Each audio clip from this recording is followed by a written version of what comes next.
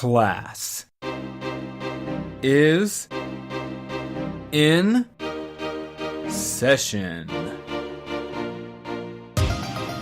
Welcome to the More You NoCo, a podcast discovering the interesting, inspiring, and honestly, kind enough to be featured on the show, people of Northern Colorado.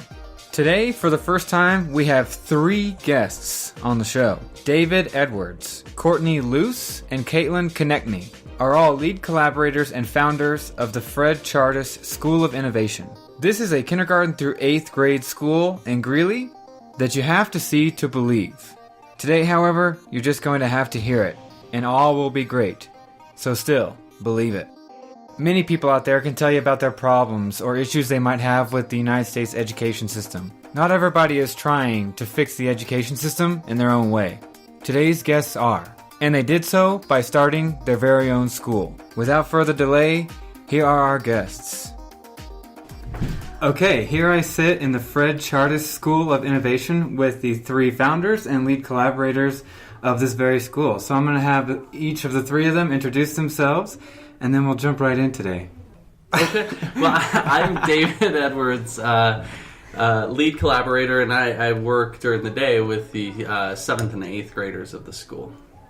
And I'm Courtney Luce. I'm one of the lead collaborators as well.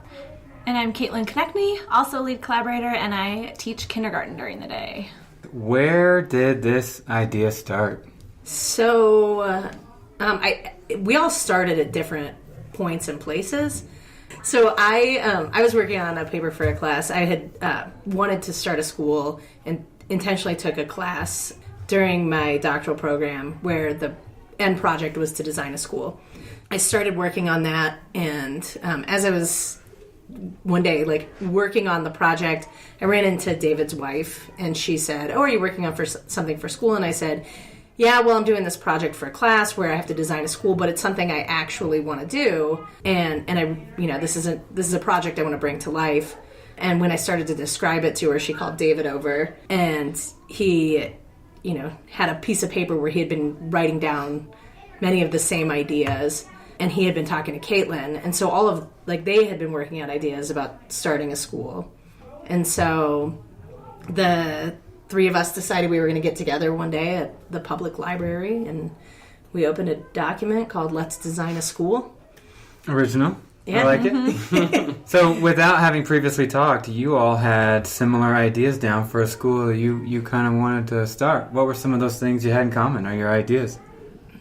Well, it's interesting. You look back at the initial document, the Let's Design a School document, and we have actually implemented most of the things that we just brainstormed in that document. And we all came at it from different directions. I mean, my son was born the year I started teaching. And so I was at home with him, watching him learn. And then I'm at school teaching high school math, watching these students who are not engaged, have no interest in learning, have no curiosity, and thinking about the disconnect. And so it really got to a place for me personally about how can we tap into that natural curiosity that I saw my son exhibiting, because I know it doesn't go away. We've done something to it, and so how can we model a school to get back to that? And so I was looking at, for me personally, looking at what elements needed to be in place to support students to really go after their passions, figure out what their passions were. And so a lot of what happens at the school is built around that. And I think we all kind of came at it that way. Yeah, I mean, building off of what David said, with my background in the early elementary, I'd see these kids come in and they know how to learn, they know how to be curious, and they want to interact. And so much of many traditional schools is assimilating them to this other school culture that a lot of times strips away some of those natural pieces of who they are as a learner. So for me, it was, again, building off of those, part of our mission statement is children are naturally curious and creative learners, and how do we inspire them to continue and build on those strengths that they already hold. Rethinking how can school look where we're building off of those things and characteristics that they're coming in with, instead of trying to retrain them to learn or consume information in different ways. And a lot of that was, we try to take a hands-on approach, but it's also giving control back to those students. It's about empowering those students giving them the tools necessary to be successful, but then letting them go and letting them play with ideas and let them explore ideas. And I think that's what I wasn't seeing happening in my traditional classroom, where we followed a regimented schedule of here's what you're going to do next, and it doesn't really matter if you care about this. And so I think a lot of the elements came out of that. So before we started this podcast, I got the chance to tour the school. And I can say here on the mic that what I experienced in a 10-minute walkthrough, I saw things I'd never seen at a school before, or a vibe. And we may not be able to capture that on audio. But I'm sure some of the listeners right now are thinking, okay, they had this idea, they wanted kids to keep passion, they wanted to keep that fire of curiosity and creativity in kids. How exactly have you all found you can do that with this school? Or what things have you been trying? So we, many things. Yeah, we got the time. Yeah, well, and we, the process of opening the school was not quick by any means, and it did allow us a lot of time to dive into what is research saying about student engagement and student learning, and also visit some schools that are doing pretty incredible things. And so we kind of pieced together all these pieces of what we'd experienced ourselves, what research says, and then some model schools, what they're doing. And kind of the driving force behind our vision is this process of learning called the loop. And so instead of having kind of your set-aside math block where you're moving through, mastery of different standards in isolation, not connected to learning, and then, you go into reading, and then maybe you have science, we have a loop that encompasses what this learning journey looks like for each student. And it's this process that's not always linear, but it kind of encompasses different ways that students learn and passes on this control to them and allows them to learn about what they're passionate about and to connect all the core content into that. So our loop kind of has these 4 big phases. 3 big phases, and then Inform runs throughout. It's fine. We're at a school. Right. People know we're not lying now. Yeah. And we pick one theme for the whole school to focus on for the year, but that theme can look in such a variety of ways. So, for example, this year, our school is working on growth, and that is our loop theme for the whole year. And we'll have each trimester kind of a sub idea. So right now we're currently in the loop of sow, like sowing seeds. So our students are learning all about the process of planting and sowing seeds, also seeds as a metaphor for ideas and inventions, or seeds of kindness. And so they've kind of walked through this learning loop where we go over some background ideas, and then they become the problem finders and problem solvers and identify what do I feel pulled towards to learn more about? How can I write a plan and a goal for what I want to discover, explore, a problem I found, and how I want to solve it? And then the end of our loop is where they present their learning journey and a product or a solution to our wider community at something we call Museum Night. And students can take these ideas, and that's really at the heart of it. Students can take these ideas, these general themes that we give them, in so many different directions. So I have students currently working on hashtags within social movements, and how a social movement is like planting the seed of an idea, and this hashtag is a way to quickly disperse that seed of an idea in a way that's never been available to people before. I have another group of students who's working on developing an aquaponics system because they got really interested in how plants grow and the nutrients they need and how that ecosystem can support both plant and fish life. And so students can go in so many different directions, and they get to create something that demonstrates their learning. And it might be something in woodshop, it might be an art project, it might be a video that they put together. One student's working on a podcast. Shout out, what's up? To demonstrate his learning. And so not only do they get to decide sort of the content that they're learning within this theme, but the way that they present their learning as well. And so they have lots of options within that loop to really drive it how they want to. And so every student is going through this loop this year, kindergarten through 8th grade. Did I get that right? Yep. Mm-hmm.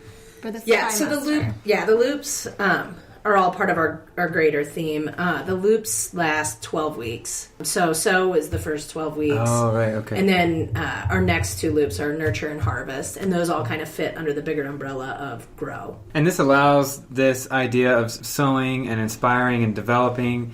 This wraps up all the traditional content and harmoniously puts it together for the students. Students no longer are sitting in history class or math class and thinking, how's this going to apply? Because that question's coming before they get the answer, I feel like, in this model. And at the end of the year, most students, if not all, correct me if I'm wrong, will have some sort of tangible product that they've worked on all year. And that's something that a high school student may never have experienced before. Yeah, 3 tangible products, yeah, because they present at 3 different museum nights. So we have one at the end of each trimester. And in addition to that product, they're developing websites or personal learning journeys where they essentially are blogging their progress throughout the year. So not only are they talking about the progress they're making on their projects, but they're also addressing sort of the more traditional content and how they're learning the math within the loop, or sort of those personal social emotional skills that they develop. They might have some reflections on that development. And so our goal is by the end of their 9 years with us, they have a collection of 9 years worth of online portfolio that has documented their growth and what they've accomplished here. So there are several tangible products that they are developing to demonstrate their learning that no test score will ever tell you. And so just for the listeners' knowledge here, so kindergarten through 8th grade, you mentioned 9 years. That's the ages which you all serve. And how many students are here in total? We have 125. Too easy of a question. We have 125 students currently. Okay. Listeners out there are saying, all right, so they bring in a student no matter what age inside their model, and we're going to start on this year-long loop. And let's say a student comes here in 6th grade, and they're used to sitting down, taking notes, listening to a teacher talk. Have you all seen what that transition looks like for kids? It's glorious. It is. Yeah. It's not challenging at all at first? It's very challenging. There are challenges, but not the challenges you would think of, right? A lot of times they're refreshed. You know, I mean, they come in and I'm not going to bag on anyone else, but they come in and they feel revived and excited to learn, and they make comments about how freeing it is to be here. And The challenges they have don't relate to their ability to integrate in the system. Sometimes the challenges have more to do with self-regulation, because we put a lot of that onus back on the students to successfully regulate themselves versus having staff regulate for them. And that's probably the most difficult thing for students, especially of that age, as they've been in school for a long time. It's hard for them to go back to a place. They have freedom now, and so, oh my gosh, all the things I can do with the freedom, but I don't have that structure to support me to make sure I'm always doing what I need to do. And that's probably the hardest transition, and that was the thing we ran into most, or the biggest difficulty opening last year, was the fact that we had 125 students who came from a heavily regulated environments, who were also all of a sudden, what was Patrick's line, given the keys to Disneyland, right? And just, you know, we had to let them know that they have that responsibility, but also help them develop the skills to do that successfully. And so I think that's the hardest part for them transitioning. Well, and one way that we were intentional about helping them to develop those skills is the loop theme last year for the year was space, and we started the year with headspace. And so we spent a lot of time delving into who are we as learners. And so we intentionally thought about these kids are going to be coming into this brand new environment and they've learned how to learn in one way. And so how can we help them better understand themselves, their own preferences, what are their needs, and advocate for what they need at school. And then we moved into physical space, and they actually helped with the design and setup of our school building. And we end with community space, kind of how are we coming together as a community. And so we intentionally picked out themes for those loops to help with that transition into this new learning environment. I imagine if any middle school teachers out there are listening, I imagine some of them find it hard to imagine sitting down on week 1 of school and saying, I want you to pick your own course for the first third of the school year. And you had mentioned it's kind of a struggle between how do I design this, how do we give them freedom, yet some structure, enable them, but not, restrict them enough to, still being at school. What does some of those challenges look like for you all? And maybe that looks different for different people on your staff or different students, but I imagine that is a constantly evolving thing you all are working with. Yeah, sometimes it's keeping myself in check and not doing the regulation or the ideal work for them, not solving their problems immediately, allowing them to struggle. Which, that's a big theme right now in education is productive struggle. And a lot of times we think about that related to content, but I think productive struggle is also good in behavior management ways. Letting the students struggle with some of their difficulties, whether that's interpersonal difficulties or difficulties in regulating, but supporting them, but allowing them some of the struggles, some of the failures in that area as well, and then having that post hoc reflection session with them where we diagnose what happened and what needs to change and what we can do differently. So I think, for me, one of the struggles is keeping myself in check at times and really giving them the reins. But also the process is scaffolded. I mean, it's not like they sit down the first week of school and we go, "What do you want to learn?" We do, yeah. See you in December. Yeah, we do integrate in instruction as far as what do our students need and how do we need to get them in the right direction so that they can tackle projects that are meaningful. To really understand seeds of social movements and things like that. There has to be instruction on what are social movements, what are some social movements that that happened before you were alive, and what are some social movements that are going on now, and taking the time to help them see and experience those pieces before they propose projects. And so it is heavily scaffolded. But then it's nice when there was a point last year when I was talking to a student, somebody was asking about the school and they were there, and they said, "Well, how do you get them to work? How do you get them to do stuff?" I yelled to a student, I said, "How many grades have you had this year?" And she was like, "A lot." And I said, "You have?" And she goes, "Huh, I guess I haven't had any yet." And this was at the beginning of the first trimester. We hadn't graded their work yet. And I was like, "And you're still doing your work?" And she went, "Yeah, I guess I am." And the person was kind of baffled that kids will work, not for grades. But if you give them the tools and then get them in a direction where it's something they want to study, it's not always perfect, but... Well, and that's been one of the difficulties is figuring out what that scaffolding process looks like. Mm-hmm. So we spent some time after last year talking about what we see our ideal 8th grader, what that looks like. And so what do we need to do at each level to help them develop the skills to become that ideal 8th grader that we then send off to high school. And so we kind of backwards planned and said, well, okay, so, our 3rd through 5th grade, we need to help them develop these skills, and we want it to sort of look like this on this continuum, and then back up from there. What do we need to work on at these lower levels? And so that has been a challenge, and something we constantly work on is, give them freedom, and then we step back and we go, oh no, they need support. What do we need to do to support this in the appropriate way that fits with our mission? So I know some listeners freaked out. Maybe they clicked off cruise control if they're driving and listening to this right now when you said no grades by the 3rd trimester. No, at the end of the first trimester. And into the first trimester. So can you kind of explain some back philosophy for this? And because some people are thinking, well, how am I going to know how my students are performing if they don't have grades? We don't give grades in the traditional sense because I don't know how many people have ever received a grade that they thought was meaningful feedback. Right. And that's what we give students is meaningful feedback. And so they do get rated on some kind of proficiency scale or rubric so that they have some assessment, and they do some self-assessment with using those tools as well. But at conferences last year, I had one parent ask for a report card with grades. Every other parent was satisfied with the way their student explained their learning to the parent. And so there was never a question of what's the grade because the student was able to explain, some better than others, but for the most part explain what it was they were doing and what their growth looked like.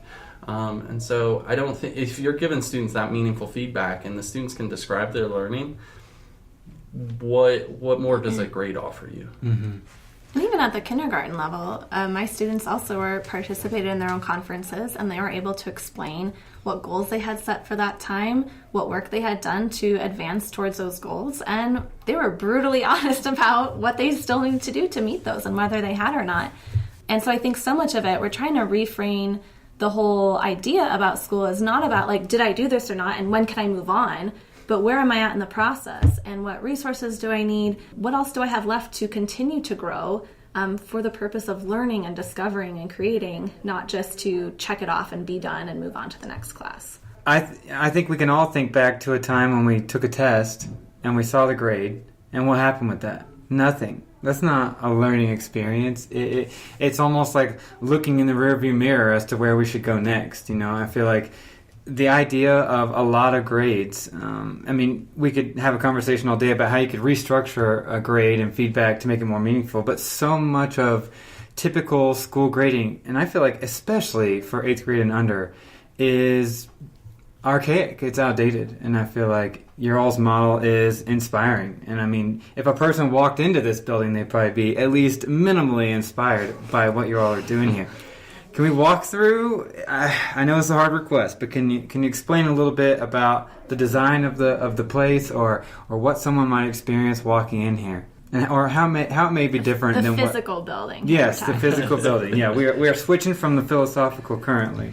So I think a big piece of when we were talking about what is our vision and model, it was really important to us that our physical building did not look like a traditional school, because we felt like it was really important for our staff, who we call collaborators, not teachers, because we're not just imparting knowledge, but for our staff, our students, our families, community members, that when they walked in, it's like, okay, something is different here. This is not just a traditional school building. So our school building is full of wide open learning environment spaces. I think it looks really different at different points during the school year too. When we were designing finding things to put inside, the big thing was, does it have wheels? Can it be moved at any point during the school day? And so that flexibility is a huge thing for us, because learning doesn't look the same every day, and it changes based on what we're doing, and so our physical space needs change based on that as well. There's a lot of things on wheels in here. Yes, yeah. Yes. I think another big part is that the students have created many of the features within our school, whether that's spaces to work. They physically built that in the workshop, or they've identified problems with our space, like the big open spaces can be really loud, so they've been working on how can we create things to dampen some of the noise. So there's some movable walls back in the middle school space, for example.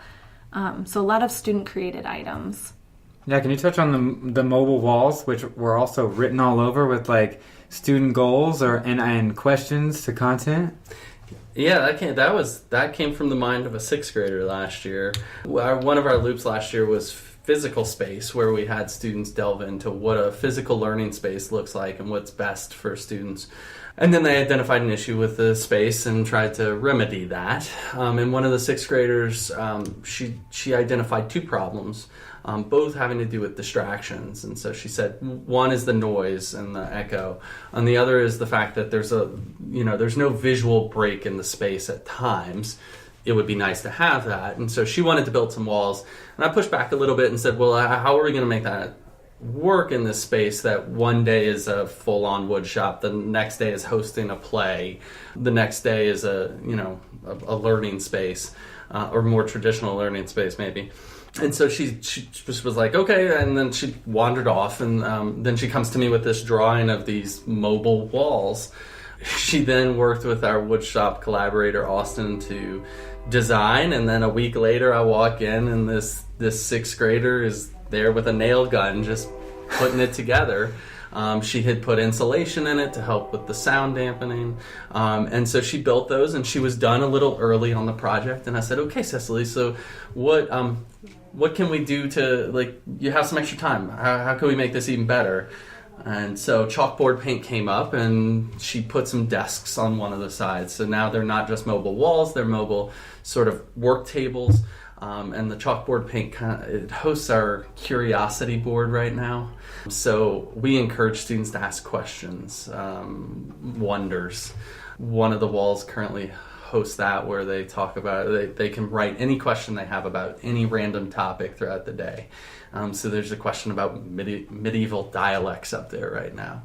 And so, we'll try and answer those questions throughout the year, but we want to not only have a physical space that's flexible, and that actually encourages and names those things that the students are doing that match with our mission. So yeah, and another one was I'm learning about, where they can go write what it is they're learning about currently. So yeah, that was a very cool project last year. I think one of the interesting pieces too for anybody who comes into our building that they'll recognize pretty quickly, or that people have said to us a lot, you walk into a traditional classroom, you open the door and all of the kids just stop whatever they're doing and they turn and look at whoever has come into the space, right? When people walk through our building, like, kids don't even notice that there's anyone new in their space. And so it's really interesting because it hasn't just been, an opportunity to change what school looks like or to increase collaboration, but it's also taught the kids to self-regulate in like realistic ways, right? Because when I'm going to work on something, I don't generally go find a quiet classroom to do it. I go find a coffee shop or somewhere where there are going to be distractions, right. And I still have to be able to self-regulate. And I think that's a skill our kids have developed because they don't notice distractions. They just keep working, and they rarely, pull their head up, even when like large crowds of people walk through. So. And now more than ever, I feel like we as adults have so much vying for our attention between endless updates to Netflix, Hulu, dying cable television, our computers we all carry around in our pocket, known as smartphones. And there are so many things that can keep us from doing either what we should be doing or what we want to be doing. And I feel like in addition to teaching content and curiosity and self-discipline, teaching kids to hone in on what they want and focus is a skill that's going to transcend their 8th grade year, Definitely. Well, the other thing about the physical space is the energy you were talking about, Courtney. I was going to say the noise levels. Yeah, right? But we see that in a different way. Right. Because for us, it's not noise levels. Mm-hmm. And it doesn't mean off-task behavior. They are like having authentic conversations and sharing what they're learning, and they're collaborating. Yeah, when we have visitors walk in, they're like, oh, like this is what engaged learning looks like. It's not a quiet, I'm working on this by myself, paper, pencil, or on a computer. It's hands-on. There's noises for building and creating. They're talking about what they're learning. They're helping each other. They're asking for help. It's a lot of enthusiastic conversation. And I was just saying earlier, like, you walk in after school and it just sort of looks like a mess at times. And when there are no students here, you don't understand what that is. But that mess represents learning, which is at times messy. Mm-hmm. And so when you walk through with the students in here, that mess doesn't look like a mess anymore. That mess looks like active, engaged learning. So it's just it's a different space during the day than it is at night. And how many of us got out of school and went to jobs where we sit with 30 people in a quiet room and work on something by ourselves and we're not allowed to talk to each other? I'd say about zero, right. It's not, high school is not preparing us for life afterwards and the jobs that we're aspiring. And I'll speak personally to the, what was the word? The self-motivation. When I walked in, one of your students let me in, and you all were in a meeting. And I thought, oh, this person is like a greeter. And she walked me to your all's office where you were in a meeting, and she said, oh, you can go on in. And I was like, oh, I don't want to disrupt him. And she's like, oh, they've been having walk-ins all day. And I thought, this must be her job. But then after she just walked away and goes back to a laptop where she's working on something in this arts and crafts zone. And I realized that student just helped me from her own volition. This was not her role. This was just a student helping me out. And that personal experience, and I'm not fabricating that at all, it happened organically. It speaks to exactly what you all were saying. Yeah. I think they really see them, like, we worked so hard to develop this community where they all feel seen and heard and valued, and we've really encouraged them to figure out like, how are the ways that you can contribute to this community, and what do you enjoy doing? And so I think for many of them, they're slowly finding different ways that they enjoy interacting and being a helpful member of our community. Should probably provide a disclaimer in case anyone. Well, okay, so there was a locked door, right? Right. And I did it buzz is after in. school. It's after It's school. after school. It was locked security. I did buzz in, so. Yeah. But our students do, like, they love talking to adults about what they're working on. That's the one thing, so they won't get distracted, but if you ever Show are an interest. adult that shows interest, they will talk to you for as long as you have about what they're learning, not just random stuff. I mean, it's a conversation about what they're doing in school and what they like and don't like, and what they're working on, and it's Empowered so learning. neat to watch. And usually, right after school, most school buildings can be empty, except for maybe a few students traveling. But I walked in, and if y'all could explain everything that I was witnessing, I saw multiple cool things going on, including a previous guest from our podcast. Oh, nice. Yeah. Yeah, we have a number of probably more non-traditional after-school program options available. We currently, so today there's after-school theater happening, so they're working on a production of Schoolhouse Rock Jr. And then we also have some, do you want to talk about trains? So yeah, we've created a nice partnership with the Model Railroad Museum. They did some classes with our students last year, and they're currently running an after-school program around Model Railroad building, and then they have plans to actually help us with an after-school robotics program, Lego Robotics, in the spring.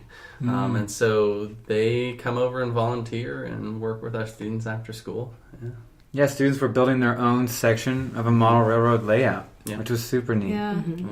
And then we also have a lathe programs, like woodworking, that some students are, I think their end product right now is they're creating their own chess set and all the pieces. So that's pretty cool. And we have big garage doors in our space, so they often work out in the alley back behind our school, an extension of our building. And then we have a journalism slam poetry crew that meets, and they're working on writing and Interviewing skills Yeah. and spoken word and all sorts of.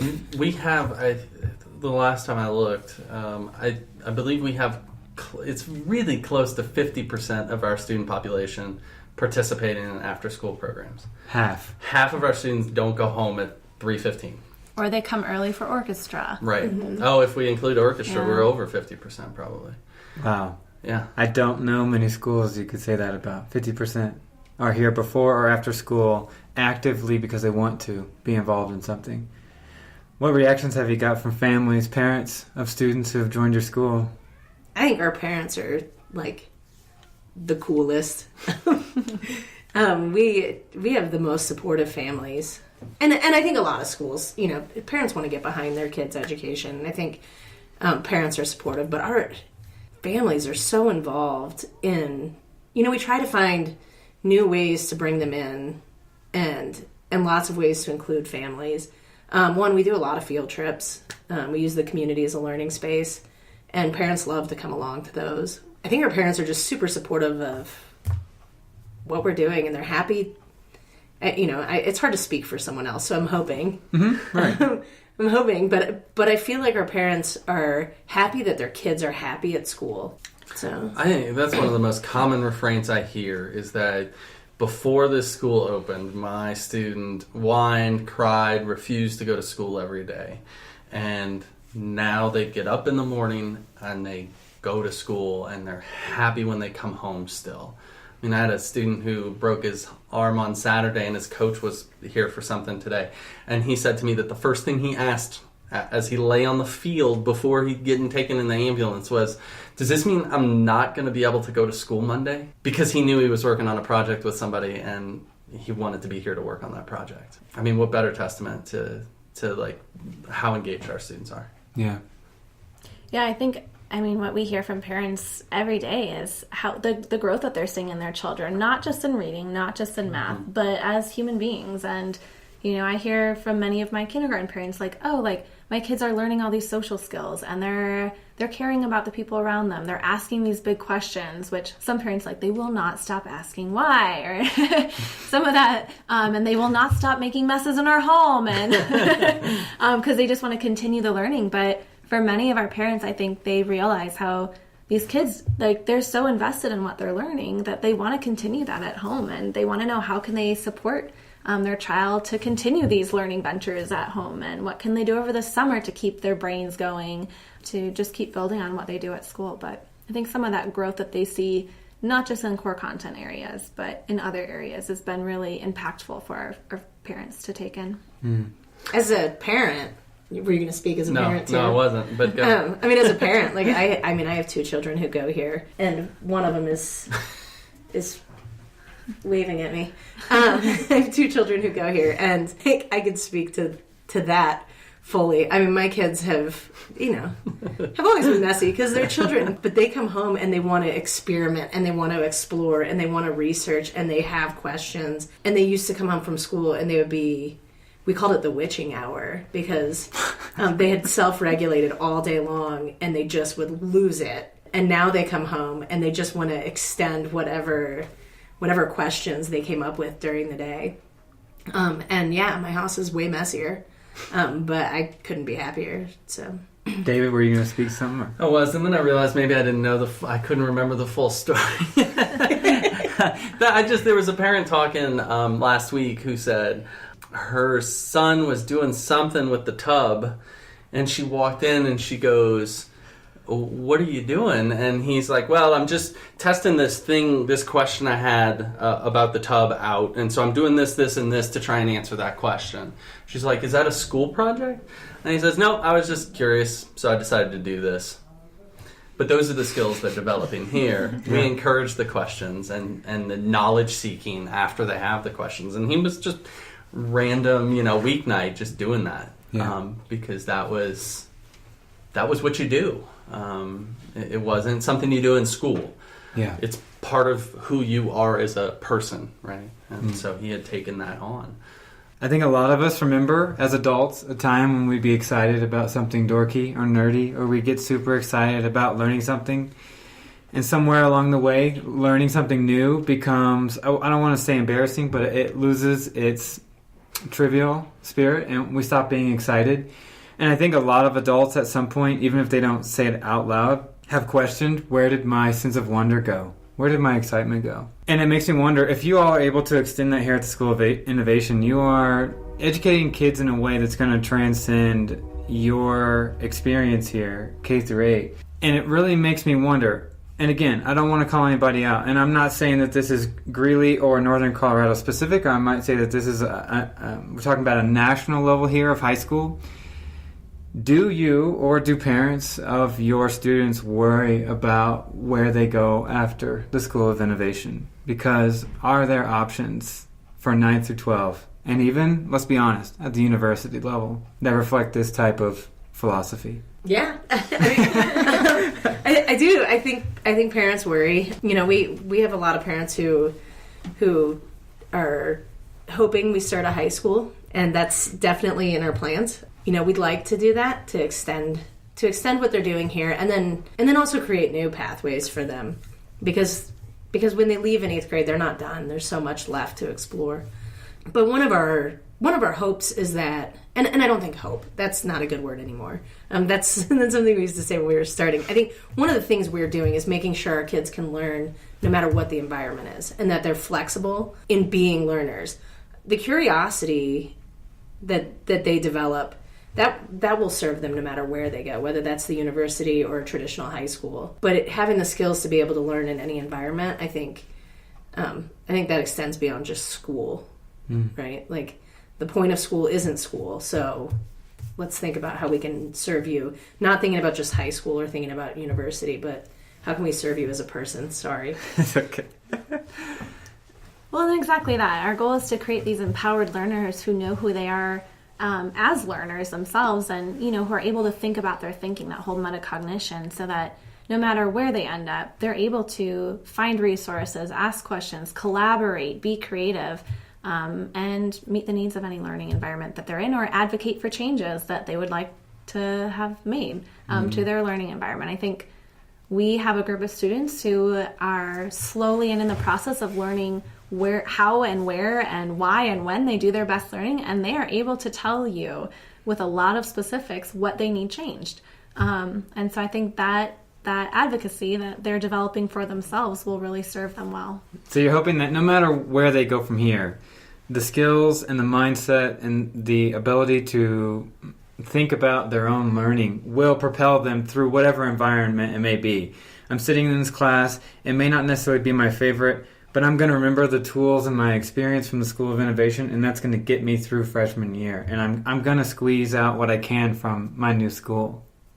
Well, yeah, exactly. And, you know, I had this conversation, I've had this conversation several times over the last 2 weeks with students who, you know, they have developed their interests. They know what they're interested in and what they want to learn more about. But then we'll kind of back up and have a whole group session on something that, you know, a side subject that I want to delve into a little bit for whatever reason.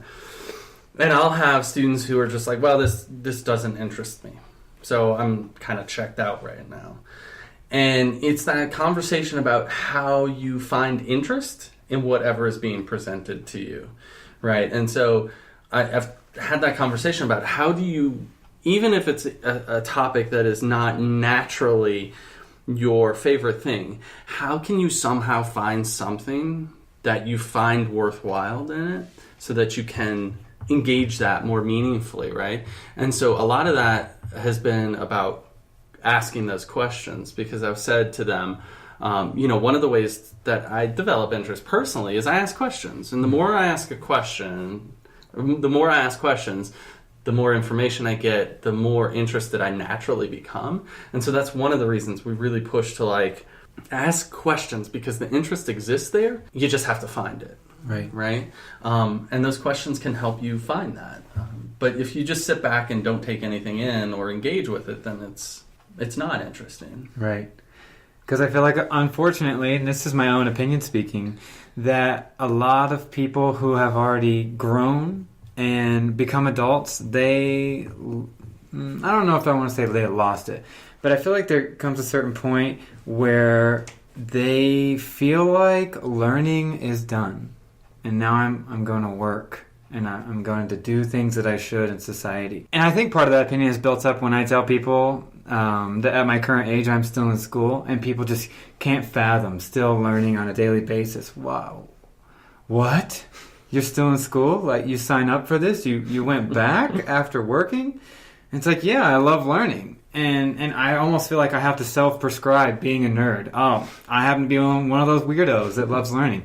And I just wish that was not the case for adults walking around in the United States. We do too. Yeah, we're right there with you. Yeah. I think for us, like, part of the experience and process of opening the school was constant learning on our part. Mm-hmm. I mean, we didn't open the school based on like things that felt good. It's based on research and observation and so many conversations with professionals and people in the field who know a lot. And I think our goal as a staff is to hire staff members who are lifelong learners, because it's really clear to our students if your own learning and interest in their work is authentic or not. And you can't, I mean, as you share your experience, like, oh, that might not be initially really interesting to me. Like, how can I ask questions to learn more? It's those skills that we want to model to our students, to really have this whole community of learners so that they see themselves down the road as continuing to ask questions, and they don't stop asking why or how or what if. Do you have something written down you wanted to put out there?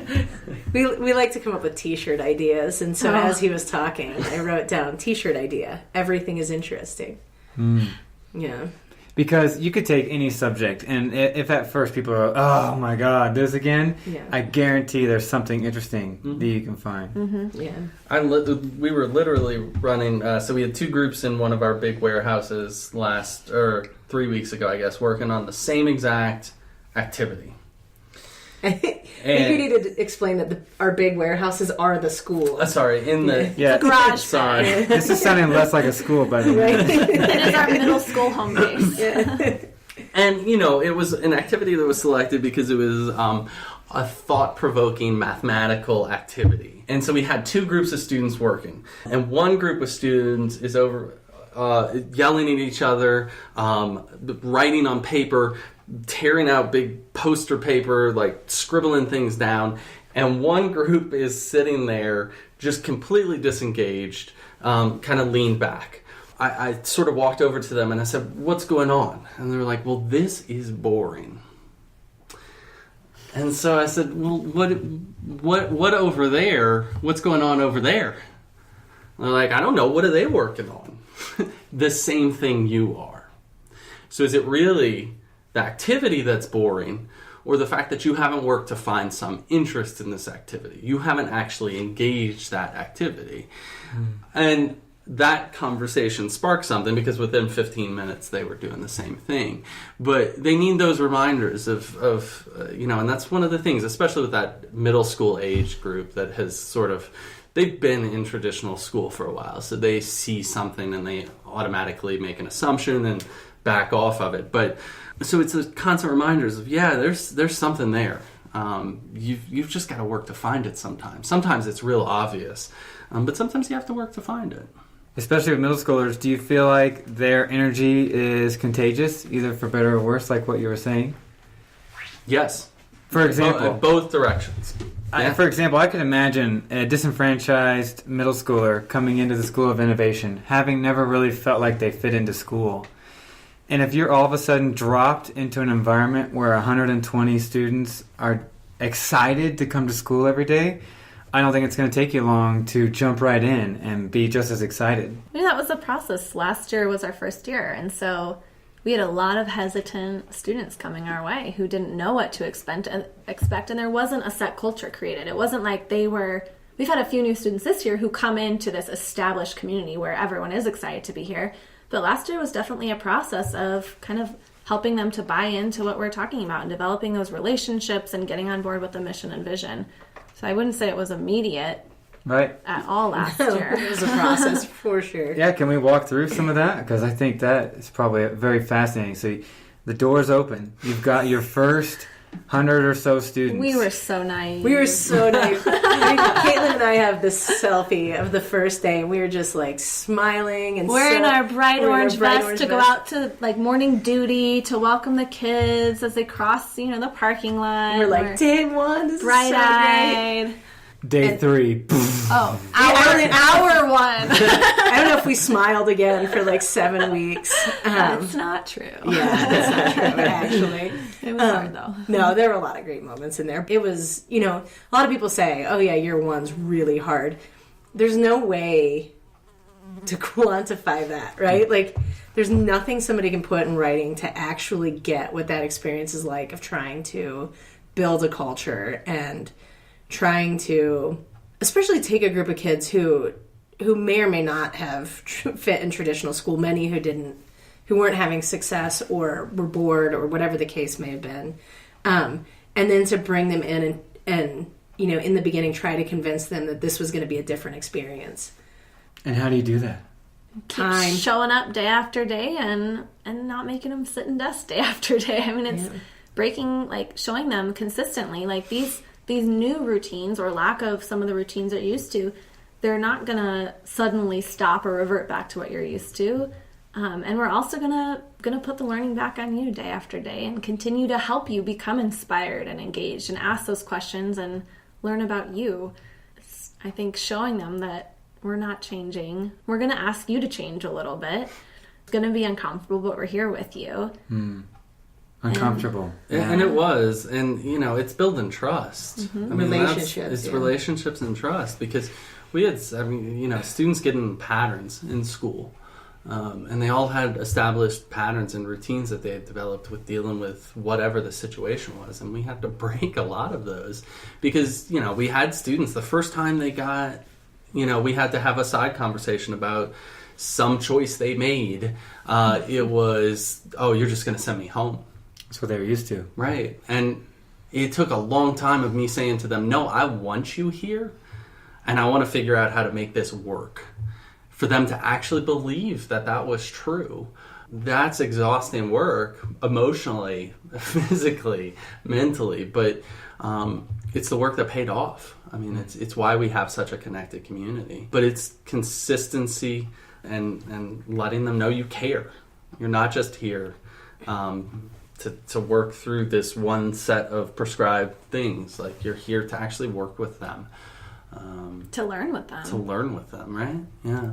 And it would have been really an easy fix to just quickly put in a bunch of rules, regulations, order, and change things back to what we all knew as traditional school. But we just trusted the process. Do you feel like the first follower model, are you familiar? Follower? Yep. For early adapters, right? Early adopters. So yeah, the idea is that your first couple followers are actually the real leaders because they're the first people to validate the idea, other than the people to bring the message.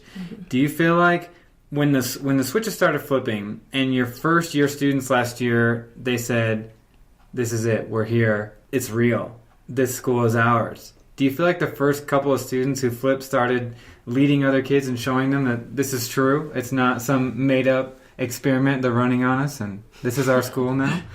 Or I think that may have been part of the process, but some of it, too, was just consistent adult behaviors of relationship building. And prioritizing relationship above all else. Mm-hmm. I mean, you definitely had students who bought in before others. And that brought others along. And for families. sure. And families. Yeah. And students were like, wait, so I'm interested in this thing we just talked about in math, and you're telling me I can go build that on my own now while I work on the floor? I'm not... What? And then you say, yes. And then they think, okay, this is school now.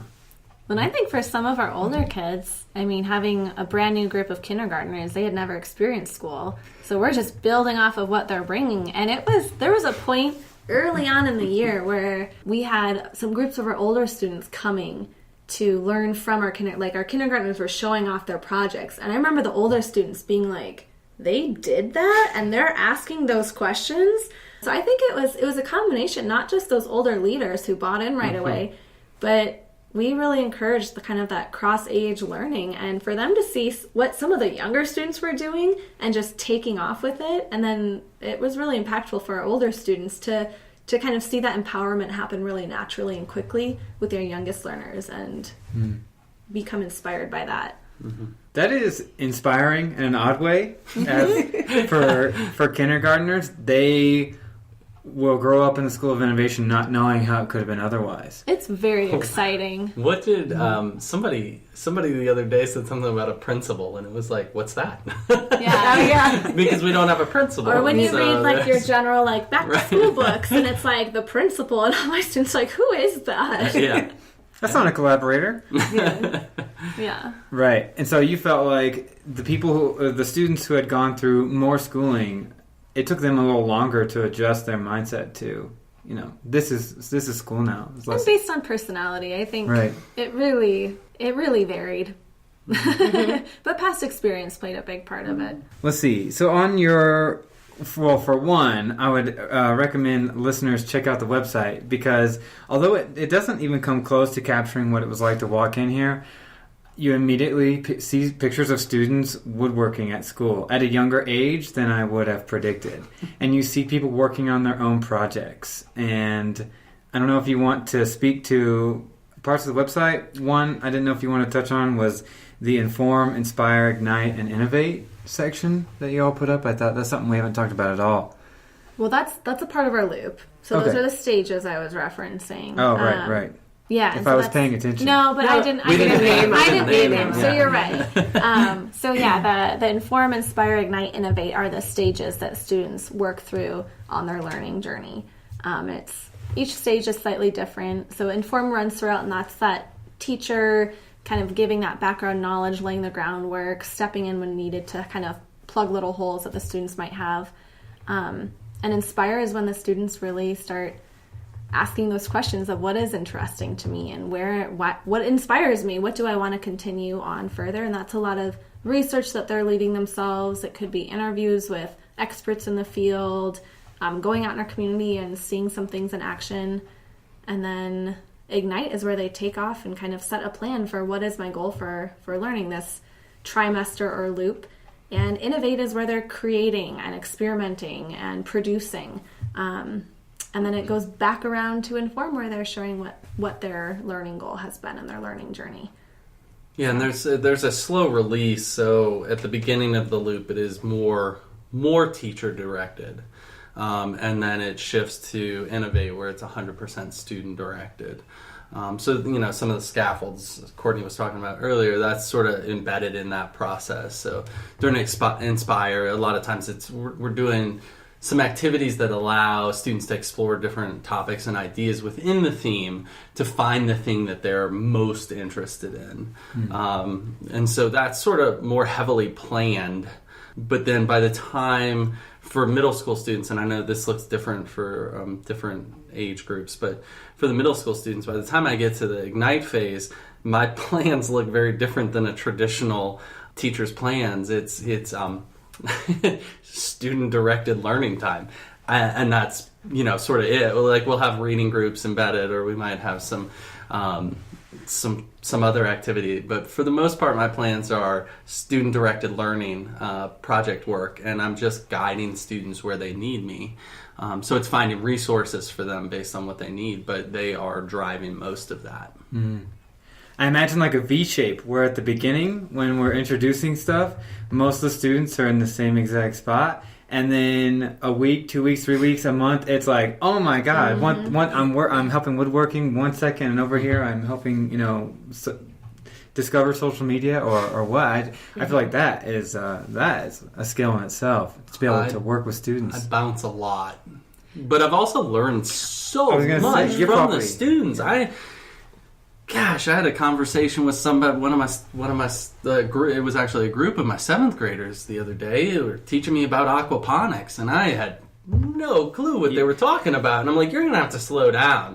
And I was a little worried that they were just regurgitating words that they had read somewhere, but they broke it down beautifully for me and sketched out a chart, a cycle. And I was like, okay, you got this. And I think the neatest part is with that one unifying topic, like even though there are kids working on seemingly extremely different projects, it's so cool watching them make connections across from whatever their topic of interest is, and seeing how they're related or how they're different, and kind of comparing them along the way. I think they learn so much from each other, and they love making those connections. And sometimes 2 very different projects will end up like, oh, well, we actually saw that we have this one similar goal, and we actually are helping to solve this one similar problem, so we're going to actually join our projects in this one way. So it's pretty neat to see those connections happening student to student too. Yeah. Well, being here at time, I want to hear a response from all 3 of you. What is something either in the near or distant future that you're excited about for the Fred Tjardes School of Innovation? So many things. I know. We have so much going on this year. So much to be excited about. Thinking about the future for me is really interesting because teaching kindergarten, I get to see our youngest learners who haven't seen anything else in education, really. And they're coming in with that natural and innate curiosity fully intact. And they're curious and they're problem solvers. They want to get their hands dirty. And so on a very concrete level, I cannot wait to see by the time they get to middle school, just like what they're capable of. They're already so aware of their resources. They feel empowered as learners. They're asking questions. They don't know what traditional is. We're not breaking them out of any box. They're just creating life beyond the box starting now. And so I'm really excited to see what our learners look like in a few years, and how they change and transform the school as they move through the bands and continue to grow. They won't understand the phrase out of the box. Right. Because they never were in it. Yeah. That would be great. Gosh, on a personal level, I'm excited to continue working here. This is such a different environment to work in. We have the best staff, the most flexible, reflective, hardworking staff. To get to come to work and problem solve with them every day is incredible. And so I'm excited about continuing that and watching that staff cohesiveness continue to grow. I'm also really excited. I had so much for my students. Like they're doing incredible things. And I think, I do think when those kindergartners are in middle school, what they'll be able to do on their own and what problems they'll be tackling at that point, gosh, I just, the sky's the limit for those kids, because I already see the current students developing those skills and asking incredible questions. I mean, we have almost every presentation we've given, or someone has given to our students, after they leave, the feedback I get from the presenter is, your students ask the best questions.